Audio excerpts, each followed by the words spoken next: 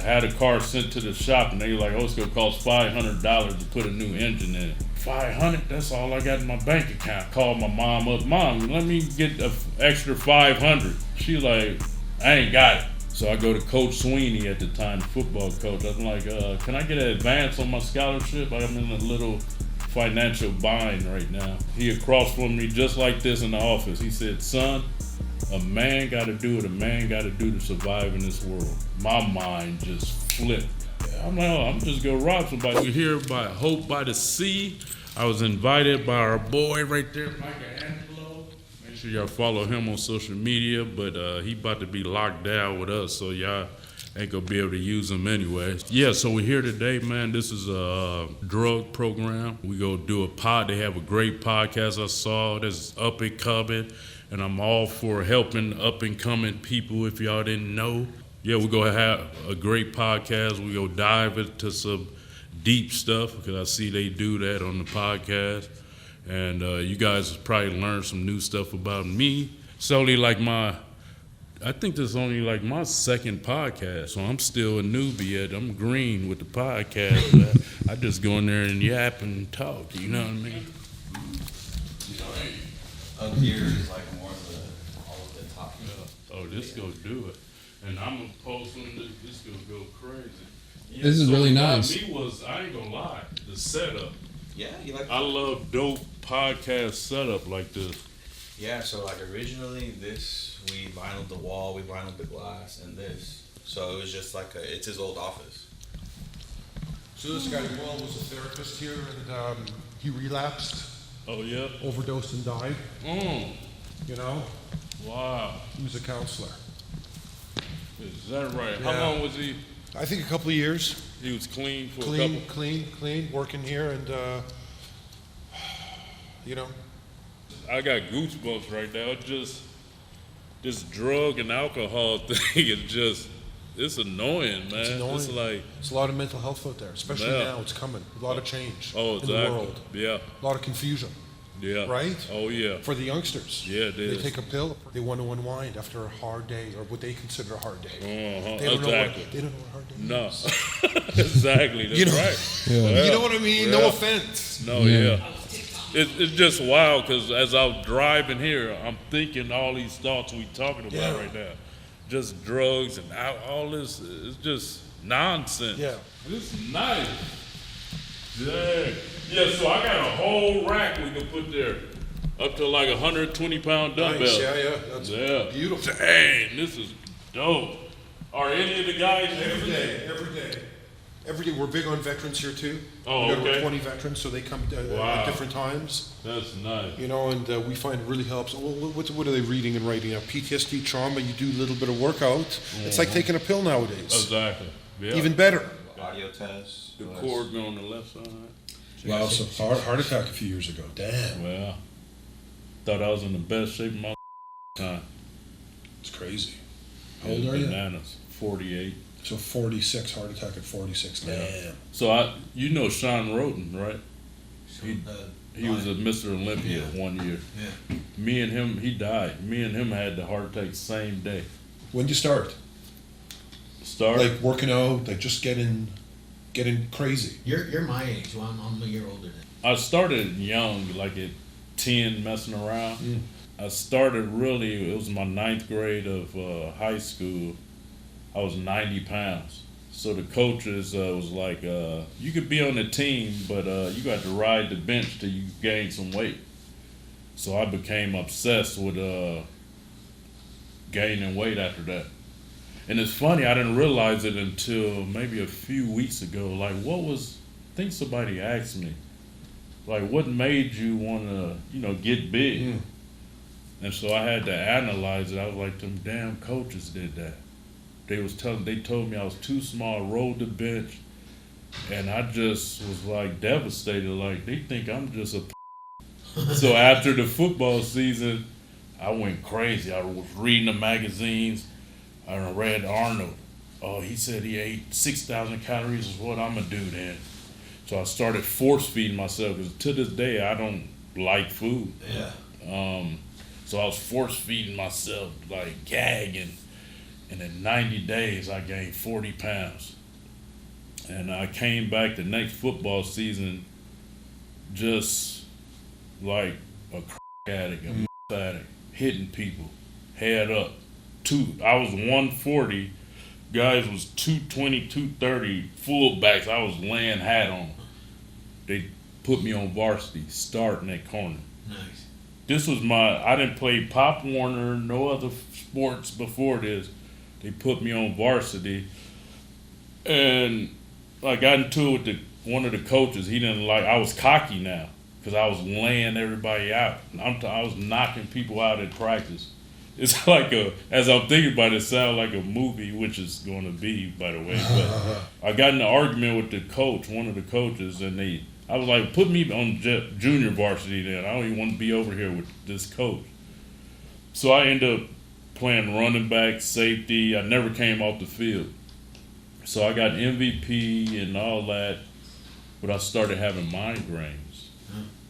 And I don't know why. I remember the first one I had. I went home, I was rolling on the ground. My mother was like, she a nurse, by the way, too.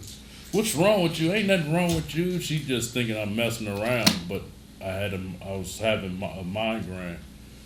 And after about an hour, I started vomiting. I don't remember if she took me to the hospital or not. Just started having them regularly at that point. And I would always get them because I was a workout fanatic. At lunchtime of school, I would go in the weight room and work out. Then after, I would eat. And so at least 2-3 times out of the week, I would get this massive migraine. I'm talking, I had it to the point where after I work out, I look, my vision would get blurry. I'm like, oh man, here we go. My mouth would get numb. My left side of my body would go numb. It was all like a process. And my head would just start like pounding, excruciating. My vision be going. I couldn't talk. I'd be like, I'm having a stroke. And I would be in class while, most of the time I'd be in my 5th period class after lunch going through this. And I just put my head down and for an hour go through this thing, and then afterwards I had to vomit. And that's what I start coming back to normal.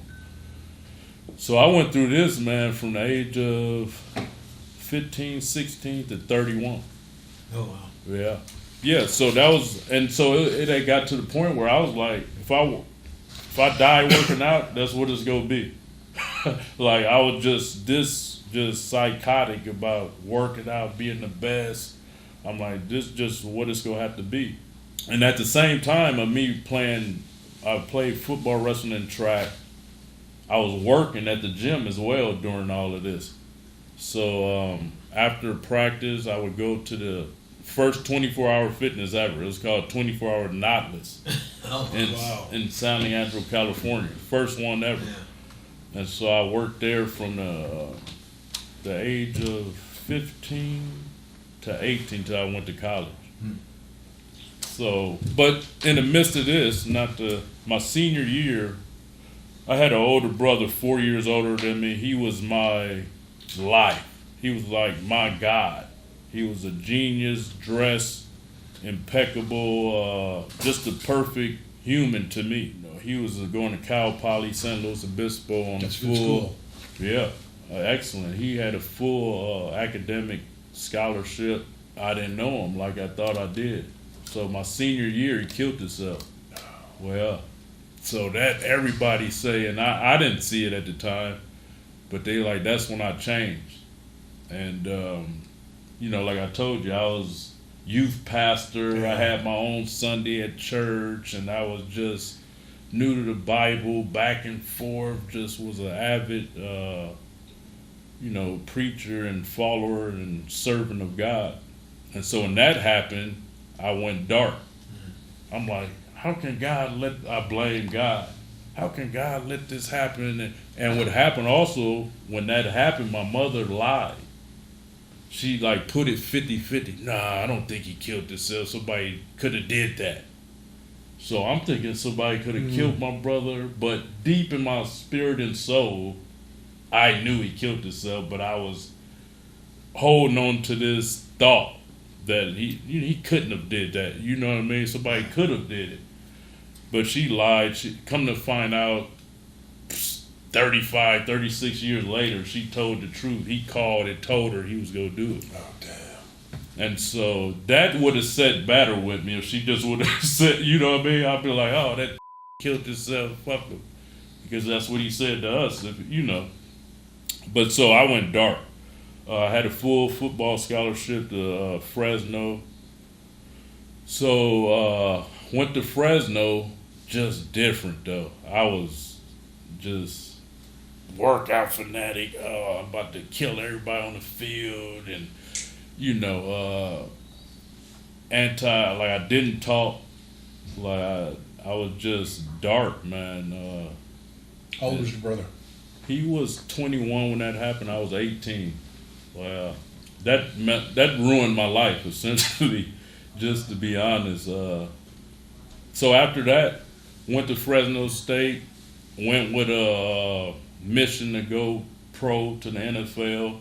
Got caught up in those politics of football. And they put a sour taste in my mouth. Like, what? Like, me and Michael Pittman, we was there, we was the same age, everything. I'm like, he don't have to come to practice, but I got to come and have migraines every day.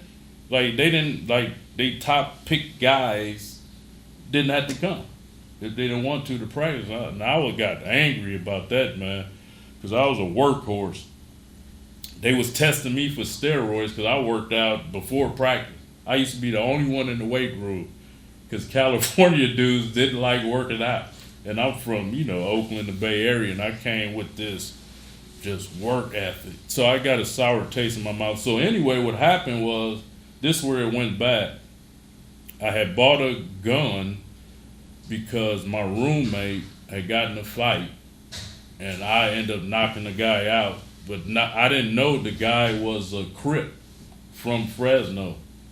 And so he was telling everybody, I never heard this slogan before. He was like, tell the buff dude from Oakland to cancel Christmas. So that was going around the Fresno State college campus. So every time somebody see me, Carl Ray said, you better cancel Christmas. So I'm scared to death. So I asked around, where can I get a gun? They're like, oh, go to room 217. Man, I go to this room, it looked like the gun store. They had boxes of guns just stacked up. I'm like, what's going on in college, right? And so I'm like, I got 150. What can I get? They go, oh, go and grab this 380. There goes some bullets, and that gun, I got possessed. I thought I was Satan himself. Yeah, when I got that gun. And so I was still doing good. I bought a car. This was the downfall. This when it happened. So I went home to Oakland, celebrated my brother's birthday, and as I'm driving back, the car broke down.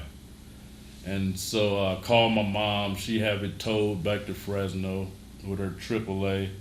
And so I had a car sent to the shop, and they were like, oh, it's going to cost $500 to put a new engine in it. I'm like, dang, $500? That's all I got in my bank account. I'm like, called my mom up. Mom, let me get an extra $500. She like, I ain't got it. I'm like, dang.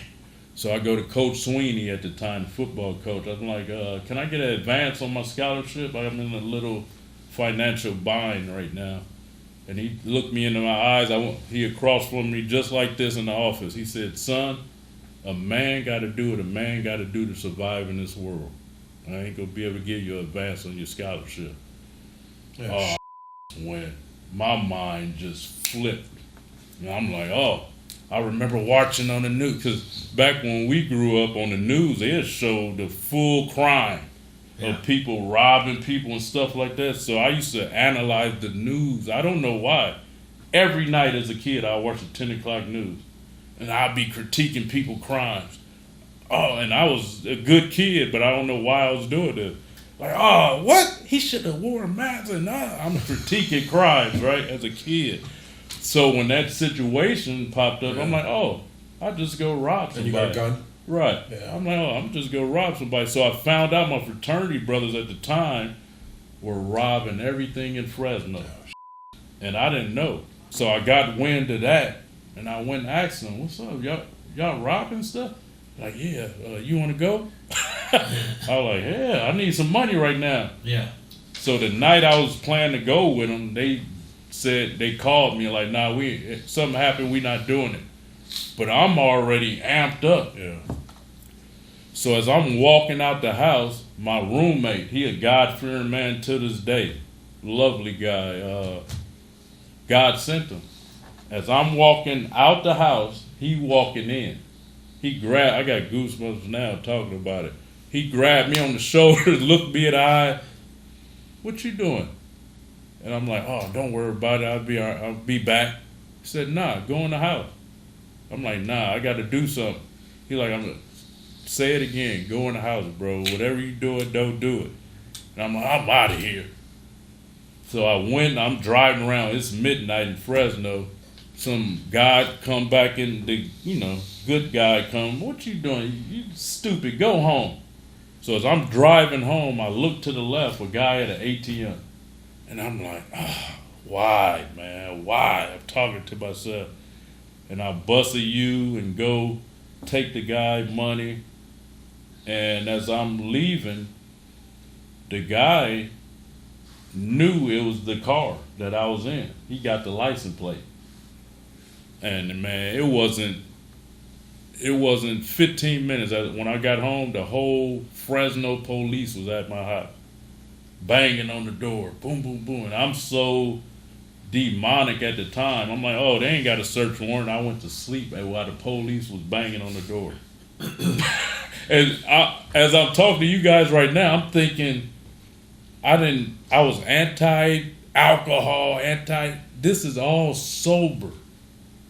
This is just straight devil working through me. You know what I mean? Yeah, I know what you mean. Well, and I got goosebumps. Crazy. And so what happened was I stayed in the house. I went on the run and went back to Oakland, went to my mom's house, lied to them. Well, I didn't lie. This is the first time I ever talked to my mom. And I was like, they said I robbed somebody. They saying I robbed somebody. She like, if you did it, you could go on the run all your life if you want to, but you might as well deal with it if you think, you didn't do it. If you acting like you didn't do it, whatever. And I'm like, forget it. So they drove me back to Fresno, and I was fighting that case, man, armed robbery. And it's crazy because I end up going to trial because they offered me a deal for probation, and I took it. I signed it. My mother came to Fresno. My fraternity brothers was there. So I signed a 2-year probation deal. And as I signed it, this young black DA chick, she looked around in the audience. She was like, nah, Your Honor, I think I made a mistake. I'm talking about it's signed, a 2-year probation deal. Because I sat in county jail for about 7 months at this time. Yeah. Because I was institutional. Like, I could have got out of jail as soon as I went. But I got so institutionalized because my life had been so structured. Football, wrestling, track, work, I was a machine. So when I got in jail, I was already buff. At 19, people thought I was a god or something, and I was a celebrity because I was on the news and all that. So that power I was like, oh, this is where I belong. And I just stayed in there, and the DA was like, nah, I made a mistake. I need to go talk to my supervisor. So I'm like, oh, it's about to go bad now. So she came back. And she was like, yeah, I made a mistake. I meant 5 years CYA, California Youth Authority. And I'm like, nah, I'll never get out of there because I'm going there. They say you go fight a lot and, lose a lot of time. So I'm like, nah, let's go to trial.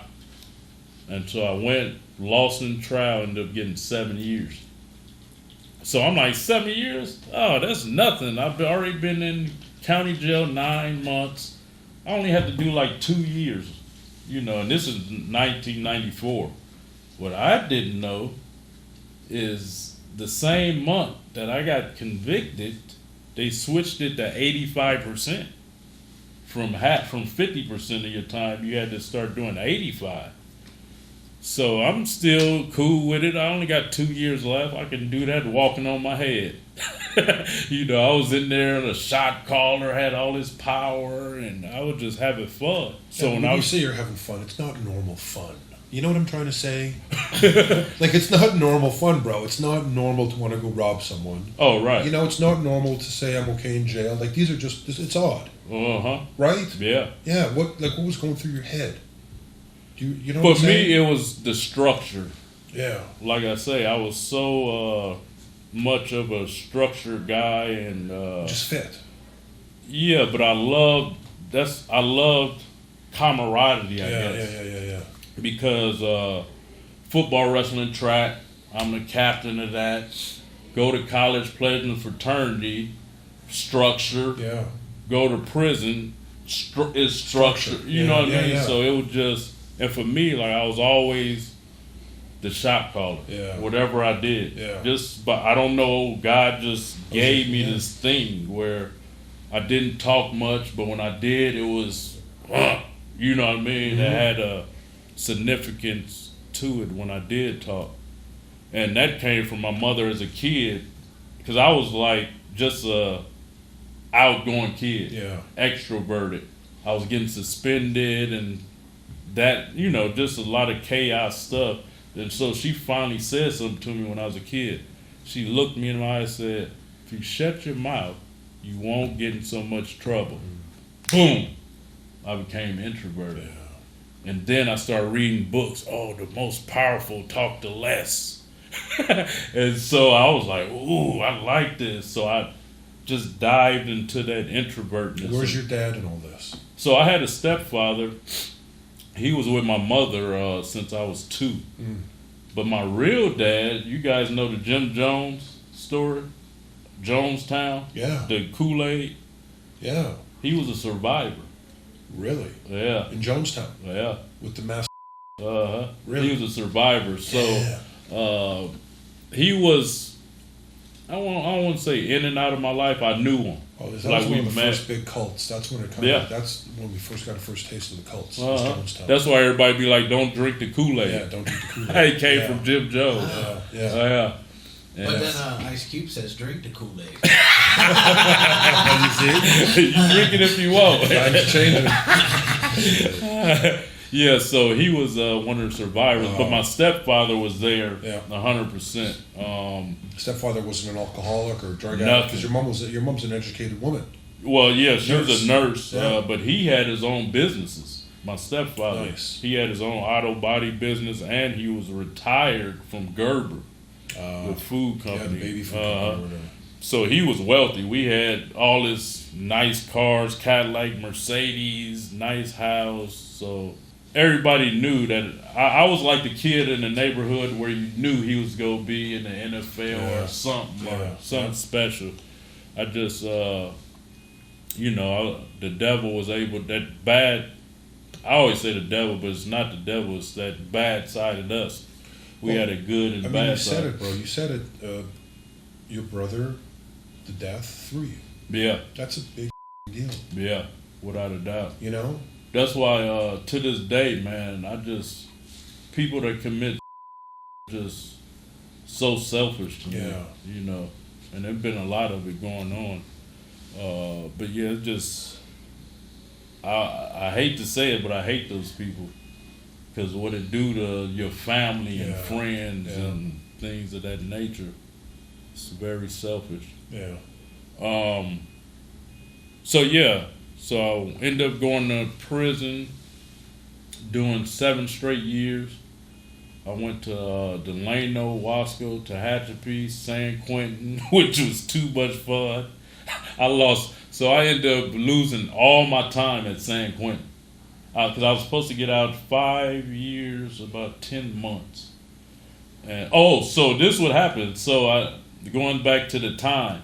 So I'm thinking all this time I'm only gonna do 2 years.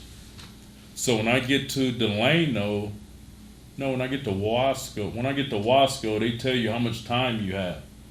They say, oh yeah, Mr. Kirkendall, you won't get out till, so I caught my case in 94. I'm thinking I get out in 1997 at the latest. They're like, yeah, looks like you won't be getting out to 2001. Right, I laughed at them like, y'all don't have the right paperwork or something. I'm supposed to be getting out in, 2 years. And they like, nah, you got 85%. So I just went and started going in the law library and trying to fight it, appeal it, and all this and that. And by the time I get the appeal back, I'm already in jail about 3-4 years. And so my life in prison for me. Before I got to prison, I started studying Islam. Because I'm like, Christianity let me down, so let me find another religion. And so I seen the Muslims, and it was all races, our Islam. I'm like, well, let me check into this. So I'm like, I like the camaraderie. They disciplined, real structured. Okay, I'm going to go into this. So I became this big Amir, learned Arabic, knew the Quran, Hadiths back and forth. And so I was a shot caller for the Muslims. And so time going by good, working out, got big, crazy big, just had a good program. So what happened was I transferred, I wanted to get closer to home. So I went to San Quentin. And that was my big mistake. Got there, it was like, it was just, I'm trying to think, it was just like the hood. Where were you before again? Like who goes, who?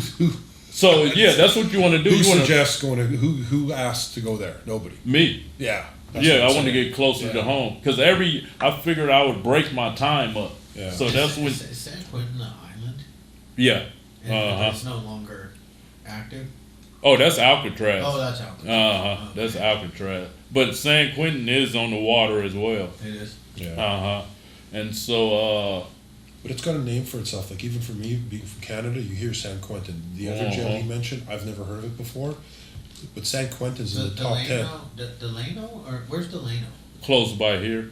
So Tehachapi, Wasco, Delano is right like, say you're going 5 north. All of those prisons are right there.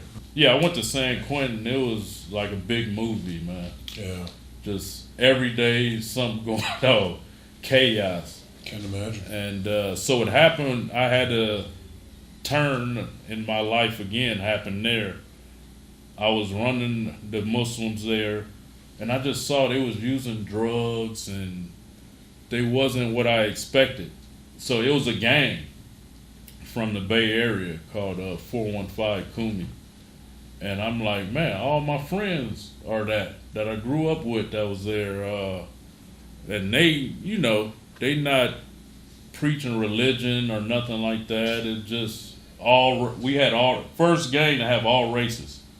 Like our riots that we had was because the Nazis or the lowriders wanted to get the white boy that was in our gang.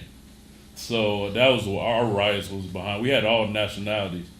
And so I looked at them, I'm like, they've been trying to get me to be a part of it. And the correctional officers there already thought I was one of them, but I wasn't. So I'm like, if they already think I'm this, I might as well be this. And so I went in with a high ranking position on that, and I let go of the religion stuff. So once I became a ranking officer in 415, that's when all hell broke loose. It was just, all of them sneaking, using drugs, which was not prohibited. They didn't like working out. So that was another big issue.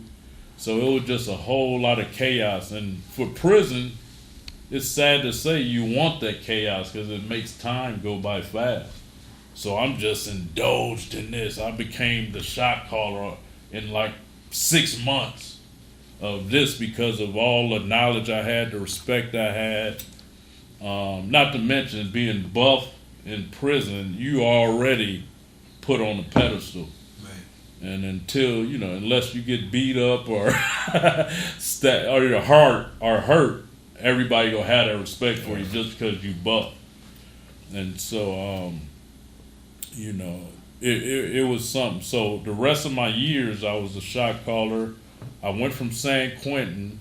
We got in a riot, so they shipped me out to Solano, which was way more easygoing than San Quentin. So that's where I ultimately paroled out of in 2001. So when I paroled from there, got to the streets. Before I paroled, I said I was a buff. I said I'm going to be a stripper and a personal trainer when I get out. So yeah, I get out 2001. You were at Chippendales? Or? Yeah. So first day out, I got the yellow pages. Yeah. Looked for the strip companies. Found this one called Men of Exotica. Called them up. They said, send us some pictures. I went to the mall, took some pictures, sent them to them. They said, oh, we got a show this weekend. First week out. Yeah. They said, we got a show this weekend with John B. It's going to be 10,000 women there. I said, I'm with it. Right? I didn't know how to dance. Who cares? I wasn't a dancer, nothing. So, just gotta swing. Yeah, as I got that done. She got excited. Yeah, you're fucking right. I'm getting excited. Here we go, baby. Here we go. So, as I got that done, I also filled out an application at 24 Hour Fitness. Yeah. Got hired. All this first week out. So Convicted felon, you're getting hired here. Yeah. Perfect. Good for you. Because I worked there before I went to prison, Yeah. so they, same people was there, remembered me. So I did that first show that Friday. All in women How much you scream. make? I made about $1,000. Oh, yeah. That's some good stuff. Oh, heck yeah. So it was, the money didn't even mean nothing. It was the feeling. Yeah. All these women screaming, yanking on you, throwing their number, and I'm like, oh, this is crazy. Yeah. So I was hooked. And 90% of those women were married. Oh, yeah, without a doubt. So I was hooked. So I was personal training, stripping, making excellent money.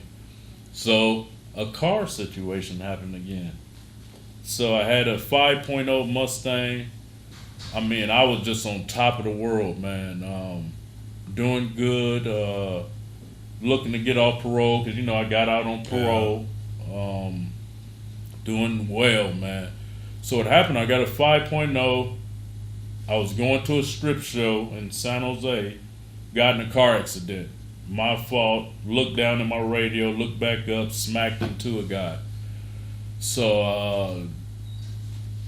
I had the car getting fixed. But in the meantime, I was spending money more than I should have been. So I had a rental car, and I was spending like probably almost $100 a day on the rental car. So I didn't know that the personal training game took a dip at a certain time. So it was like the month of December, I want to say, where it take a dip, where people, saving up for the holidays, whatever.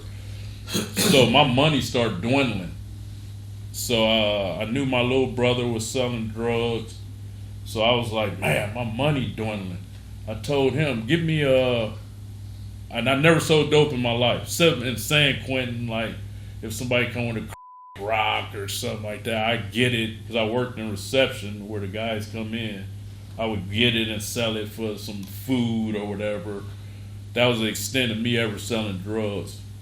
Oh, and some in college before, nothing major. So I told him, give me a half a kilo, right? So my little brother got me a half a kilo.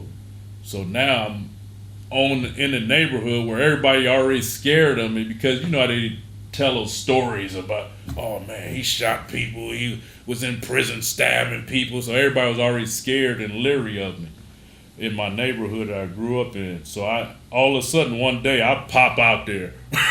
standing chest up, buff. They like, oh God, is he about to come try to take over or what?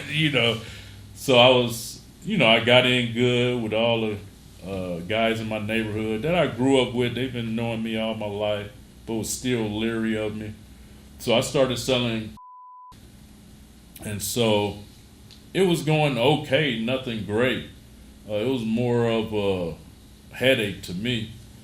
And so all of a sudden, man, I think I had a tracking device in me. I think in jail when they do the tuberculosis shot or something, they put a chip in you. Yeah, it's crazy. I wasn't out there a few months, man. Police already knew. We was having foot chases, and so long story short, I didn't last, I want to say 90 days. Damn. Well, I was only out 10 months. Caught a case, went back to jail. After doing 7 years, I was out for about 10 months. Went back, had to fight a drug case. No drugs found on me. This is the first time they ever start charging people with this that they charged me. They said I was a third player. They said I told somebody to sell somebody else dope. They said I was out there and I just did like that, the nod. And so I had to fight that case. I had to end up taking 5-year probation and a year violation on parole. So I went back to prison. Everybody, you back? I'm like, I'm back, baby. A shot caller here. Happy. Recidivist. I was happy to be back in jail. And went back for a year, acting crazy, wild. Now this time I get out with a connect. Get out with the Mexican cartel connect. Got out, you could get as many kilos you need. And oh man, I just went cry. So this time I said, okay, I'm not gonna sell drugs in my old neighborhood. I'm gonna go to a different city. So I went to San Francisco. And out there, my gang is like prominent. I'll never forget, man. And all this time, I didn't believe in doing drugs, alcohol, nothing. I'm just off pure testosterone. I wasn't into bodybuilding. I didn't know about roids at this point. Nothing. I was just off crazy. Grit. Yeah. Just pure crazy. Let's call it what it is. Well. Right? You got a natural, a natural physique too, a natural. Oh yeah. Just, Yeah. So it's funny when I go to San Francisco, they think I'm the police because I was all buff and they not used to seeing that. Sometimes they are, man. Yeah. I've seen some cops that look just just like in their shirts all. Yeah. Without a doubt. That's how mostly all of them were when I grew up. Yeah, roided out. Yeah.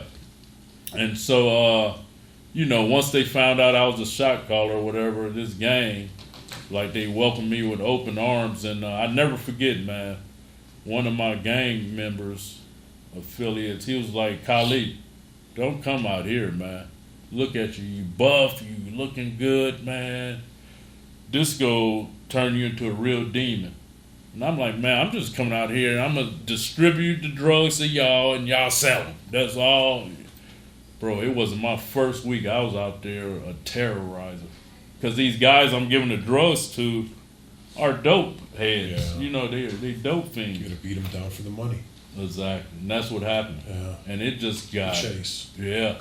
It got... That's addictive in itself.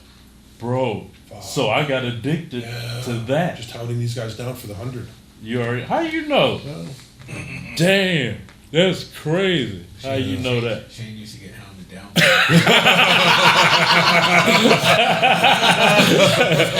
This guy, this funny. like my long lost twin over here. Good stuff, right? So my stepfather, how he changed my life and gave me a different perspective. He said this one time. You know what? He looked me in my eyes. You your own worst enemy. Yeah. That's when I really analyzed life. Yeah. But at that point, I had already did about 10 years in prison when he told me that. But yeah, so it became that cycle. I went back to prison 3 times. 2 more drug-related cases. My last case was a high-speed chase. And after that, I was like, this is 2007 by now. And I'm like, I always knew. I was always on the search for something better. And I tried everything, pimping, did the stripping thing for 10 years. And I met a lady, and I always wanted to move from Oakland because I had already had this stigma. The police knew me. Everybody out there knew I was in this gang.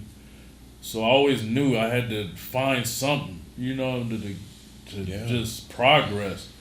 So I was going to a gym. Rest in peace, Diego. He just passed this year. So I was going to this gym, and the owner was like, "Man, you should try this bodybuilding. You know what I mean? You got a good physique on you, and I'll steer you in the right direction." And so I'm like, maybe I should try it. So at the time, I didn't straighten up at this time, by the way. I was shipping pills to, not Arizona, Denver. I was shipping pills to Denver, making more money I ever made in my life. And I was still stripping. So I was doing this, stacking my money. First time I ever started seeing real money. So I was paranoid. So I didn't go out the house. I would go ship pills and go to the gym and back home. That's all I was doing for like almost 2 years. So I decided to compete in a bodybuilding show, Contra Costa, and I won it. So this was a turning point in my life. I'm like, I might got some here. Right after the Contra Costa, I did Orange County Classic, won that. I'm like, I need to move to LA.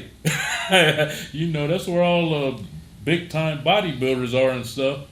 And so the lady I was with at the time, she wanted to go as well because she'd been back and forth from LA. So I'm like, let's move.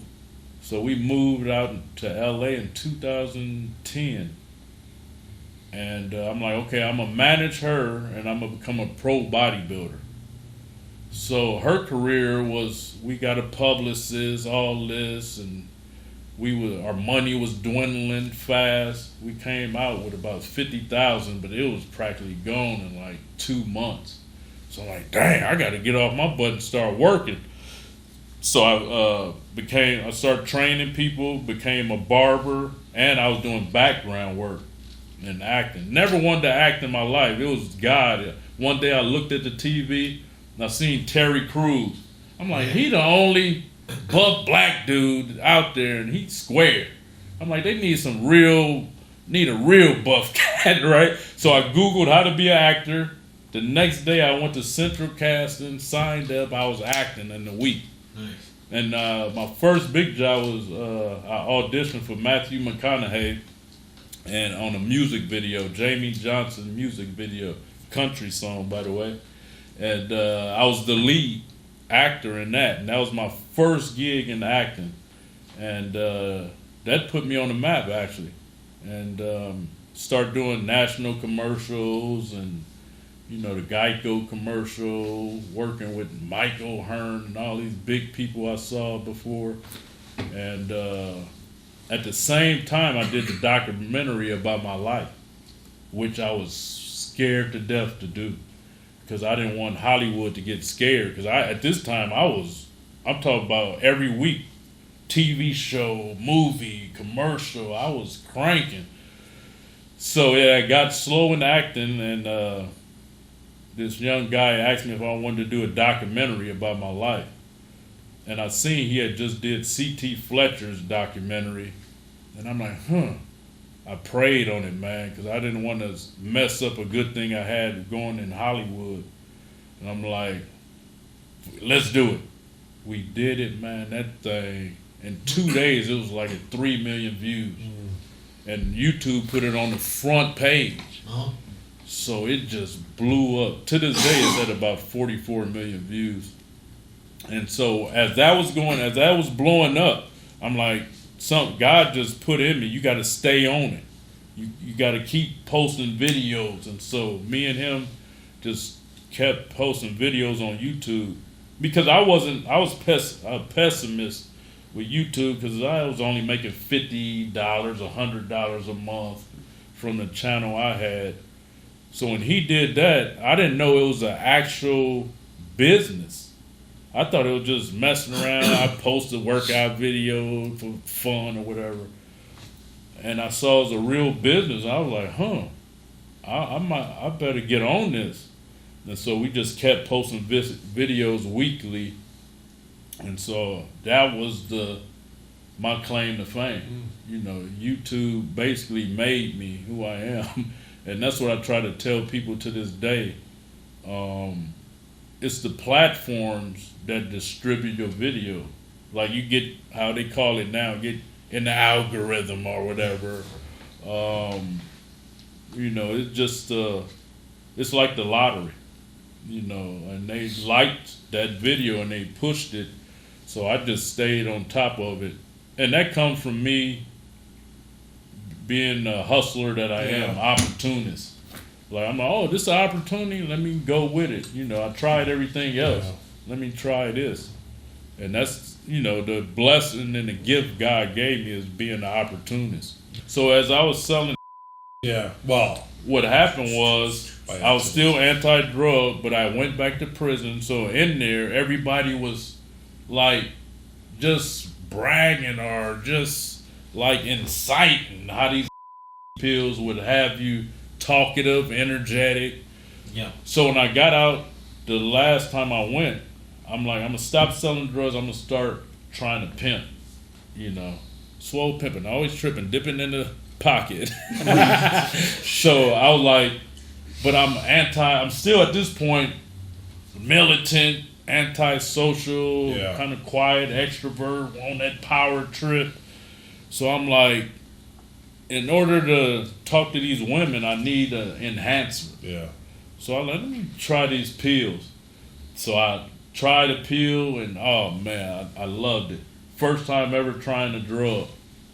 And so I went down that rabbit hole of, I consider myself a weekend warrior. Yeah. I would start like Friday until my last pill would be like Saturday night. No, Sunday. Yeah. And I would be back on my workout stuff Monday through Thursday. Oh, good for you. You know, so I had that program going. And just everybody noticed. My mother, like when I would pop a pill, I would get real edgy, kind of, you know, just real edgy, more so violent. You know, I was on this, it was about a year I went on. And what stopped me from that was I started getting these zingers in my head. Like I could just be sitting there, we could be talking and like electrical current or something. And this was, you know, when I was off. The days I wasn't taking it. And my libido would get messed up. I would lose like 10 pounds every weekend, try to gain it back. And I'm like, this ain't working for me. And I was stripping. So what happened was the strip game went to another level. Right. I had to start having the whole hour. So I would have to. So ecstasy wouldn't allow that. So I couldn't drink, couldn't take nothing. And that's another reason I had stopped. So I went about a year popping Thursday through Sunday.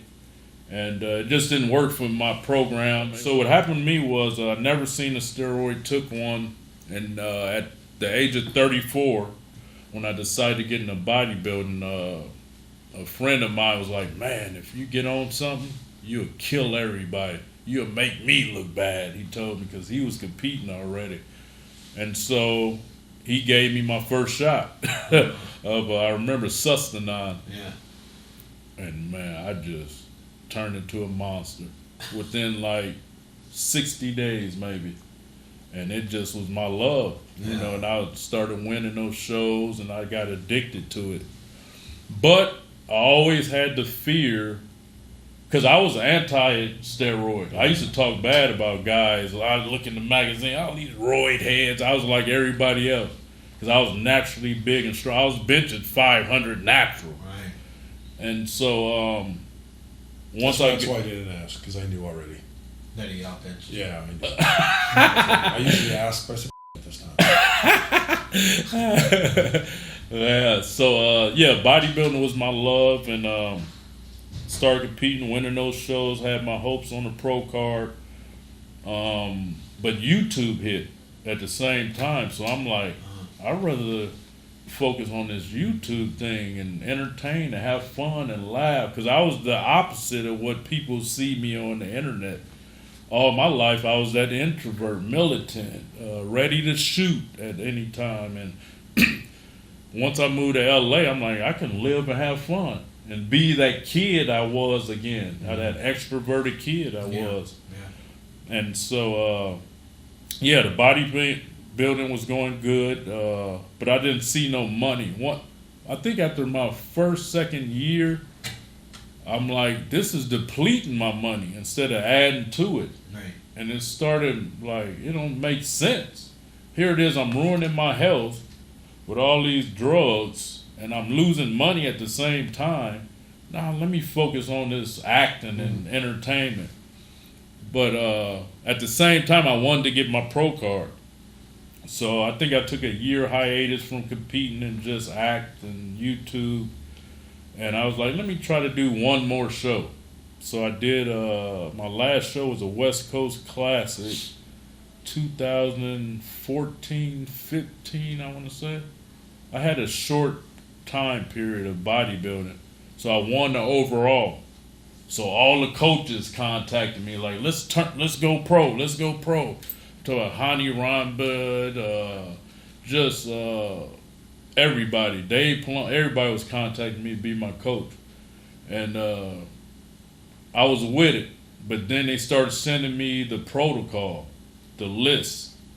I'm like, oh no, I'm good. I'm done bodybuilding. I'm like, these guys taking all insulin, IGF. I'm cool. I was always scared of having a health problem. Yeah. Now I'm like, I'm good. I'm just gonna focus on entertaining. But I always was like, man, I want to trim down. I always wanted to trim down to what I am now. But it just, the pressures, like you was talking about Rich Piana earlier, it's just that pressure of keeping that image going, your supplement company and all this. And luckily for me, I always transitioned in weight. You can see my YouTube videos, like people, they would talk about it when it happened, but I would always get off cycle like 4 months. Yeah. And I would get down to about 215, 220 from 250, 240. And, the viewers always would comment on it. He must be off cycle or whatever, but I was still big. Yeah. And so I didn't let that get to me. And so, I was used to my weight fluctuating, and I didn't care because I was trying to stay healthy. Right. And, come 2016, I moved to Vegas because I was like, my money dwindling, getting low. I was in a divorce. So I was like, let me go to Vegas. My business partner in my supplement company in Vegas. So I'm like, I go out there, be close with him. And in the meantime, I found my wife that I'm with now. So I was still on the YouTube thing, getting my money back up. And I'm like, the ultimate goal is to move back to LA. I hated Vegas. That's just, I don't know. That's where people go to die. Yeah. Literally. Well, yeah. Horse strip. Yeah. It's like that's just where you go when your money low and you trying to, me and my wife, we decided to have kids. And so we did IVF, and that's when, I got the message from the doctors that blood pressure is off and things of that nature. And out in Vegas, my feet and ankles, I couldn't fit my shoes. Wow. Jesus. So that was an indicator. These are signs, man. Yeah. So I'm thinking, I used to lie to myself. It's the heat. Yeah. It's the air, because the air quality out there is horrendous. Yeah. And first place I ever lived, they show you on the news in the morning what the air quality is. Don't breathe. Yeah. And then you live in an air condition on top of that. Yeah. So I'm like, oh, that's the reason why my feet and ankles are puffy. And so we had our twins. My money was back right, so I moved back to LA in 2020. 2020, yeah, 2020. Moved back to LA, and when I moved back, I'm like, I can't do all this by myself. Let me call Miles over there and see if he want to move out back, because he moved back to Indiana, and me and him, the closest out of any man I ever been close with, and he did all top-notch videos and just the best guy I ever worked with. So I like, let me give it a shot. Called him, see if he want to move to LA. So it was just God, man. Called him up, gave him the idea I had of us being, not him just filming. I'm gonna give him a percentage of the businesses. And man, we got cracking. He moved out here, and we made a pact. We go post a video a day on YouTube. On Facebook, we go post up to 4 a day. Oh. That just went crazy. We was on it. And I was taking a lot of risks doing stuff that I had never done. Pranks. Mm-hmm. So a lot of people don't, they call me clown, or I was bad for the fitness world or whatever. It's just, I didn't have fun. Like, you figure 30 years of my life, I was just militant, structured guy. So when I man, I can make money from having fun and acting crazy on camera, then that was my high. Yeah. To this day, when we do stuff, like I just did an old man skit last week, like that's my high. Yeah. I feel like on top of the world, just excited and so not to mention, when I moved back to LA, everything was going good.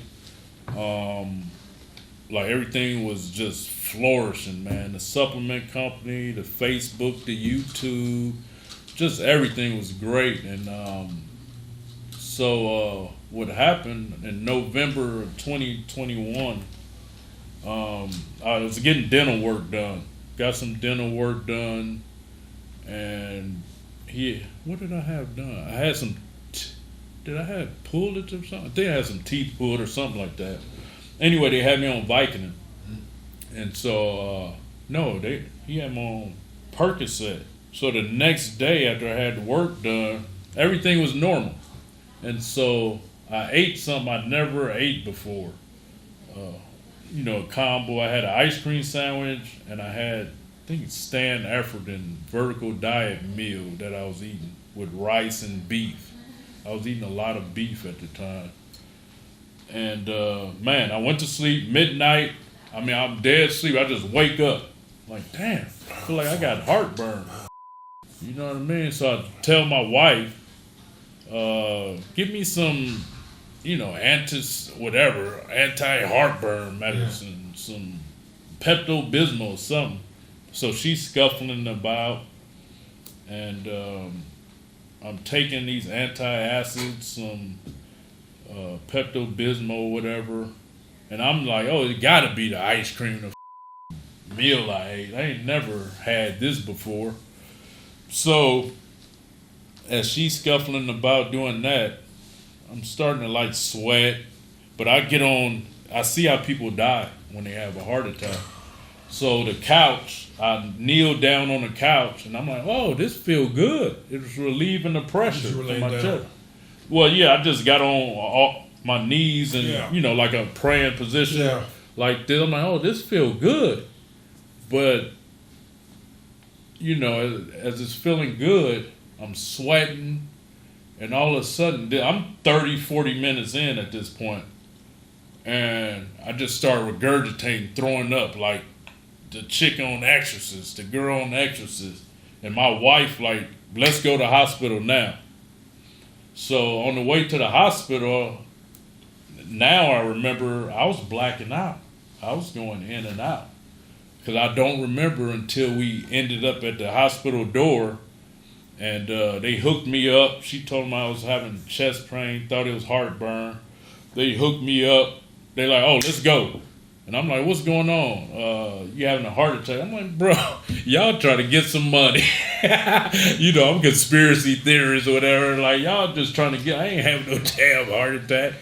Bro, I was in surgery in 10 minutes. They said it was 100% cloggage. I'm having a widowmaker heart attack. Put a stent in me, and that changed my life. Same day I was telling you, Sean Roden had the heart attack the same day. He passed. But I could see how I would have died if she wasn't there. Yeah. Because I just would have stayed there, felt good. So you just go to sleep and crow, you know. Yeah, man. So since then, just life. Now I'm having chest pain. Oh, God. That's me every day. Now, Every day to this day. You get really scared now if you have any weird. All day, every day. Wow. It's a mental. It's a mental, bro. Well, It's crazy. after the heart attack, I got it back up to 40. But they scared me a few months ago, about 2-3 months ago now, where they did one where I was in this big machine, another echocardiogram. They said my was down to 15. What test was that? Echocardiogram. Echocardiogram. Right. But they- No, I've done that. I Wow. went in the machine and That machine sucked. Yeah. Because they supposed to do it manually. And so they had me down to 15. I'm like, oh, I'm about to die. So I had did all the tests, executive physical, with no doctor read my test. So I admitted myself in the ER. And so they did another echocardiogram. It was up to 40, but they told me 15. So it's just scary, man. Especially dealing with these doctors. All they do is pill push. They just want to push pills without looking for a remedy. And so now I'm in the process of finding another doctor out here in Orange County. Because this was I just admitted myself, been about 3-4 months now, where I did all the tests again and found out my ejection fraction was up. And everything was looking okay.